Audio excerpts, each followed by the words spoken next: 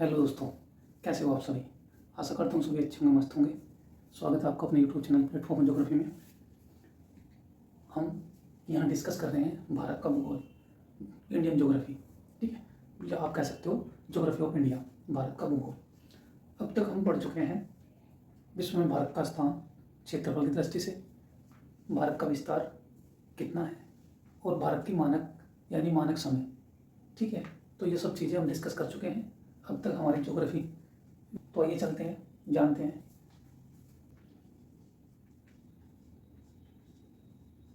भारत का भूगोल। ठीक है, आज हम जो पढ़ने वाले हैं भारत का भूगर्भीय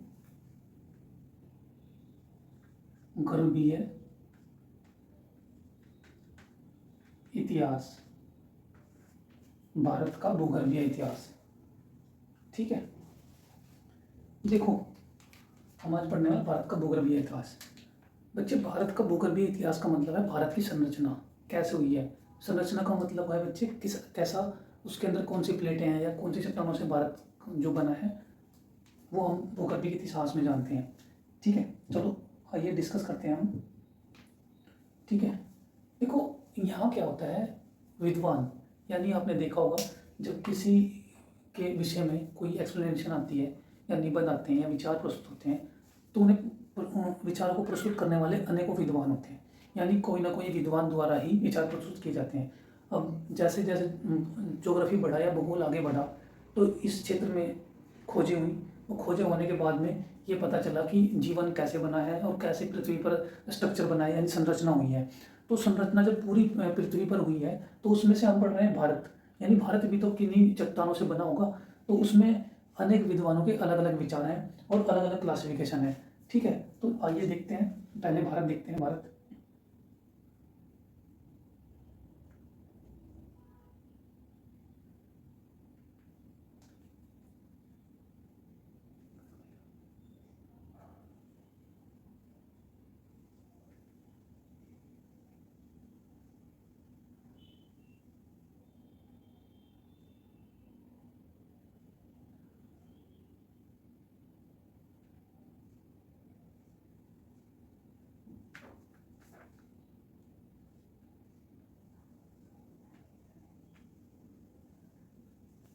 ठीक है, देखिए ये हमारा भारत है, हम पढ़ने वाले हैं भारत का भूगर्भीय इतिहास।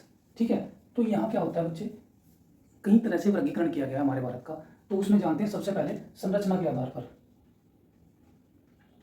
संरचना के आधार पर जो भारत का, ये चट्टानों का आप कह सकते हो जो वर्गीकरण किया गया है, वो बेसिकली 3 भागों में किया गया है।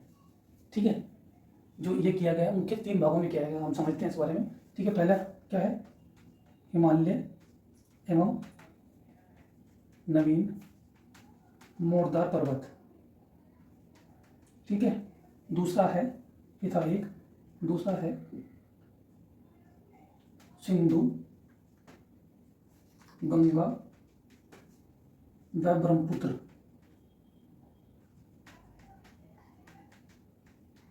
नदियों का मैदानी क्षेत्र। और नंबर 3 है बच्चे भारत का प्रायद्वीपीय क्षेत्र। भारत का प्रायद्वीपीय क्षेत्र। अब देखिए, ये आप कह सकते हो हिमालय एवं नवीन मोरदार पर्वत। कौन सा है हिमालय? देखिए अभी मैं बेसिकली बताऊं, ये हिमालय है, ये आपका दक्षिण भारत, और ये हिमालय यानी कि ये हिमालय है। ठीक है, ये हिमालय है, हिमालय एवं नवीन मोरदार पर्वत।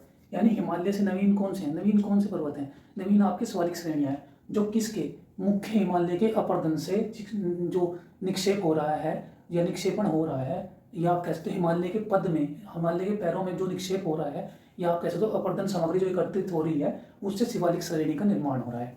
तो जिसे हम क्या कहेंगे, नवीन पर्वत, यानी नवीन मोरदार पर्वत जो है वो हिमालय के पद में है, शिवालिक श्रेणी।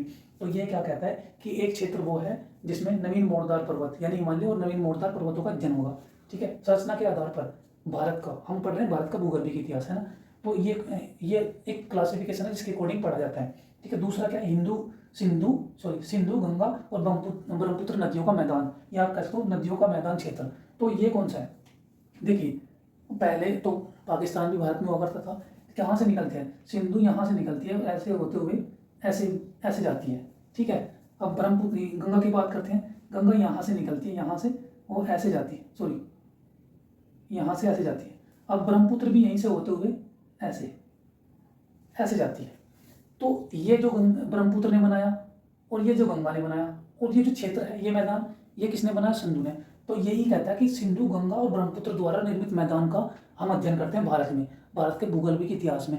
अब बच्चे आप देखा होगा कि एक पानी यानी नदी जब अपर्दन करती है तो मैदान का निर्माण भी करती है। ठीक है, ऐसी बहुत सारी चीज़ें हैं जिनका बाढ़ के क्षेत्र का भी निर्माण करती है, इस तरह की घाटियाँ भी बनाती है ना, गार्ज घाटियों का निर्माण भी करती है। तो नदी बहुत सारी आकृतियों का निर्माण करती है। तो उसमें यही कहता है कि सिंधु गंगा और ब्रह्मपुत्र नदियों का मैदान क्षेत्र, तो उसका भी अध्ययन किया जाता है। फिर तीसरा मौखिक रूप से या मुख्य रूप से इसने किसका किया है, भारत का प्रायद्वीपीय क्षेत्र। अब भारत का प्रायद्वीपीय क्षेत्र कौन सा है, जो तीनों ओर समुद्र से लगा हुआ है, ये वाला क्षेत्र। ठीक है, ये आपको प्रायद्वीपीय क्षेत्र, ये ठीक है। अब ये है मुख्य ये संरचना के आधार पर 3 मुख्य भागों में बांटा गया है आपके भारत के भूगर्भिक इतिहास को, और इसी के आधार पर इसका अध्ययन किया जाता है। किसमें, पहले में क्या करेंगे हम, हिमालय और नवीन मोड़दार पर्वत, यानी कि हिमालय श्रेणी और उसका जो नवीन मोड़दार पर्वत जो शिवालिक श्रेणी है जिसका निर्माण हो रहा है, उसका अध्ययन इसमें किया जाता है कि संरचना कैसे हुई। फिर दूसरा सिंधु गंगा और ब्रह्मपुत्र का मैदान, जो नदियाँ अपना मैदान निर्मित करती हैं। दूसरा है भारत का प्रायद्वीपीय क्षेत्र, ये वाला। ठीक है, ये तो था आपका संरचना के आधार पर। ठीक है, कुछ जो विद्वान हैं उनके आधार पर देखते हैं क्या वो क्या कहते हैं। ठीक है, कुछ विद्वानों के आधार पर देखते हैं वो कैसे क्लासिफिकेशन करते हैं आपके भूगर्भीय इतिहास का। कुछ विद्वानों के आधार पर वर्गीकरण करते हैं, वो क्या कहते हैं। एक है, ये मुख्य 2 भागों में बांटा जाता है। एक नंबर एक क्या है, बराह प्रायद्वीपीय भाग। ठीक है,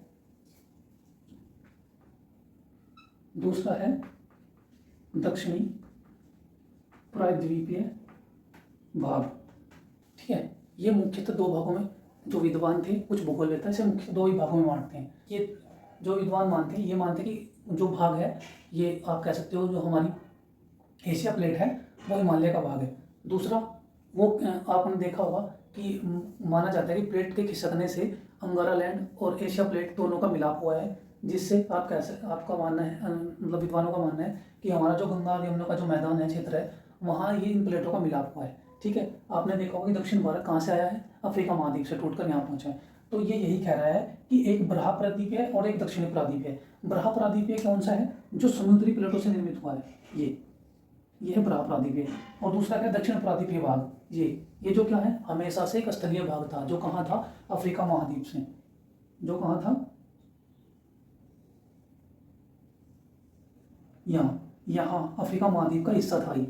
ठीक है, इसका मानना यही है, कुछ विद्वान है वो मानते हैं कि एक बराह प्रायद्वीपीय भाग है जो हमेशा समुद्री, या आप कह सकते हो समुद्र से विकसित हुआ है, समुद्र से जिसका निर्माण हुआ है। और एक क्या है, एक दक्षिणी प्रायद्वीपीय भाग है जो हमेशा से स्थलीय रहा है या भूगर्भिक भाग रहा है, यानी भू का मतलब समझते हो, भूमि का स्थल का भाग रहा है, जो कहाँ से आया है, अफ्रीका महाद्वीप से। कुछ विद्वानों का मानना यह है कि इसका 2 तरीके से निर्माण हुआ है। एक तो एशियन प्लेट है ही जो हिमालय का निर्माण हो रखा है, और इसका ये भाग बचता है दक्षिण वाला, तो इसे 2 भागों में रखा गया। ठीक है, अब बात करते हैं हमारे जियोलॉजिकल सर्वे ऑफ इंडिया, यानी कि आपका जो जियोलॉजिकल सर्वे ऑफ इंडिया है,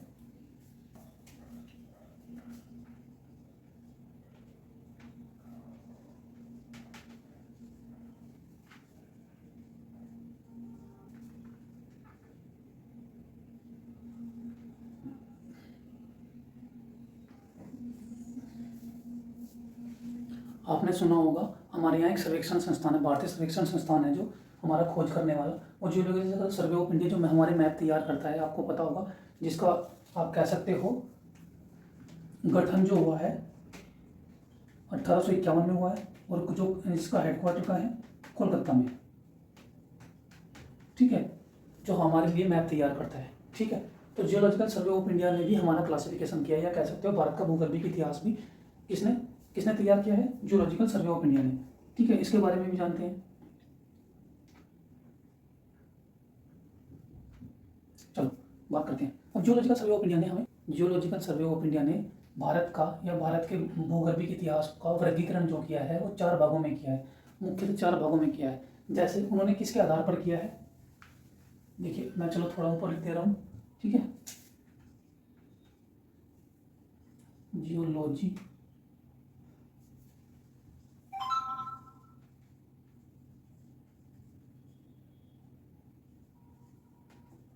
इंडिया, स्थापना 1851, हेडक्वार्टर कोलकाता, ठीक है। अब इसने क्लासिफिकेशन किया है भारत का भूगर्भीय वर्गीकरण जो इन्होंने किया है मुख्यतः 4 भागों में किया है, ठीक है। नंबर 1 पर आपका आता है अगध महाकाल, ठीक है।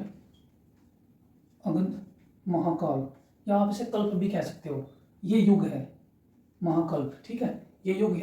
दूसरा है पुराण महाकल्प। तीसरे नंबर का है द्रविडियन, यानी कि जो द्रविड़ थे, जो आर्य लोग थे, द्रविडियन।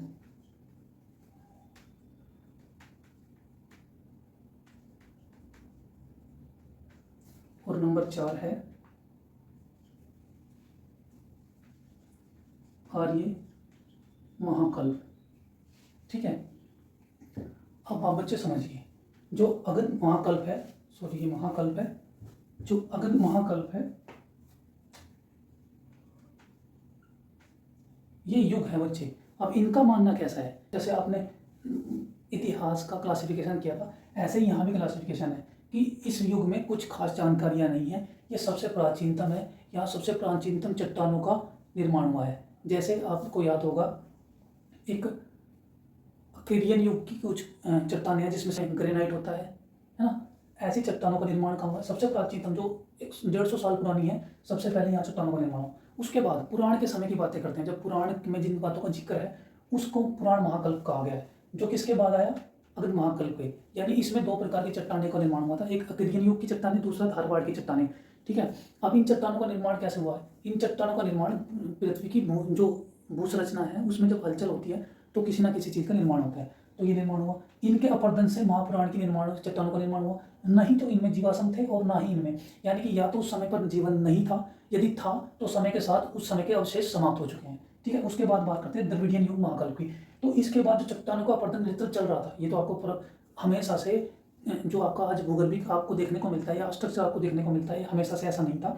इसके ऊपर कोई ना कोई फोर्स, कोई ना कोई प्रकृति कार्य करता रहा है। यानी आपने देखा जैसे नदियां हैं लगातार पर्वतों को काट रही हैं, पवने हैं रेत को उड़ाकर इधर से उधर ले जा रही हैं, तो ठीक उसी प्रकार इन चट्टानों पर भी अपरदन हो रहा था। या आप कह सकते हो पवने, और यदि नदी का भी अपरदन आप ना मानो तो धूप, छाँव, सर्दी और गर्मी, इन सब का प्रभाव चट्टानों पर पड़ता है, जो टूटती बिखरती रहती हैं, यानी अकार्बनिक परिवर्तन होते रहते हैं, जिससे इन चट्टानों में क्या होता रहा, टूटती रही, बिखरती रही, और द्रविडियन युग की चट्टानों का आविष्कार हुआ। या इसमें किस प्रकार की चट्टानें थी, इसमें जो चट्टानें थी बच्चे, रवेदार चट्टानें, जिसे आप कह सकते हो अवसादी चट्टानें, ठीक है। और इसके बाद जो अपरदन हुआ, इन चट्टानों के बाद जब और भी अपरदन हुआ तो आर्यकल्प की चट्टानों का आविष्कार हुआ, जिसमें चूना पत्थर की चट्टानें, संगमरमर की चट्टानें हैं। तो इस प्रकार से जो आपका जियोलॉजिकल सर्वे ऑफ इंडिया है, जिसकी स्थापना 1851 में हुई है, जिसका हेडक्वार्टर कोलकाता में, उसने क्लासिफिकेशन किया 4 भागों में, अगध महाकल्प, पुराण महाकल्प और द्रविडियन महाकल्प, और दूसरा आर्य महाकल्प। तो इनका बच्चे आप कह सकते हो कि भारत जो था आपका, भारत उस समय तो भारत आप कह सकते हो कि म्यांमार भी भारत में हुआ करता था, ये ऐसे, और उस समय तिब्बत भी हमारा हिस्सा हुआ करता था, ठीक है। और ये पाकिस्तान, ये भारत का हिस्सा हुआ करता था ऐसे। तो उस समय का भारत लगभग ऐसा था, ठीक है, आप मान सकते हो। और ये सब चट्टानें आपको इसी में देखने को मिलेगी, ठीक है। यदि क्लास अच्छी लगी हो तो शेयर करें, कमेंट करें और सब्सक्राइब करना ना भूलें।